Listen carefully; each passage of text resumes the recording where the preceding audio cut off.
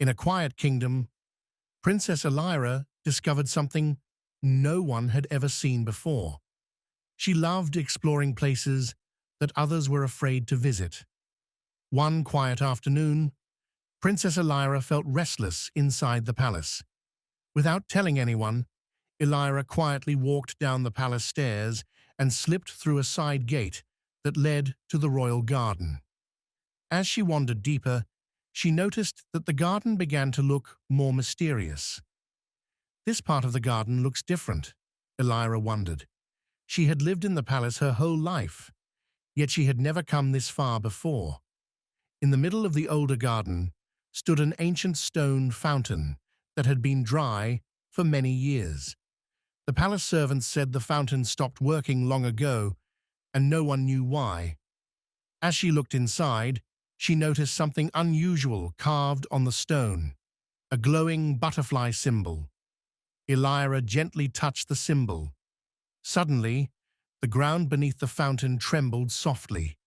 The dry fountain slowly moved aside, revealing a spiral staircase hidden underneath it. "No one ever told me about this," she whispered. She carefully walked down the staircase. She was no longer inside the palace garden. Elira gasped in amazement. She had entered a hidden world unlike anything she had ever imagined. Before her flowed a river of rich, melted chocolate, sparkling under the sunshine like liquid velvet. Sweet aroma filled the air, and colorful fish made of caramel and candy swam through the river. Nearby stood tiny houses, made entirely of ice cream. Their roofs were scoops of strawberry and chocolate, the walls were creamy vanilla, and the windows were shiny sugar crystals. Children made of magical candy laughed and played around the houses. Elira walked across a bridge made of biscuit sticks, giggling as warm chocolate splashed gently below. A friendly fairy flew beside her. "Welcome to the sweet kingdom," the fairy said. "Only those with joyful hearts can find this world." The princess tasted a drop of chocolate from the river and laughed with delight.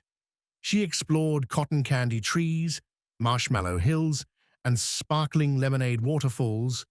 But soon, the fairy whispered, "Princess, the door will close when the moon rises." Elira felt a little sad, but she smiled. She knew the magical world would always remain her secret place of happiness. As she stepped back through the door, the garden appeared normal again.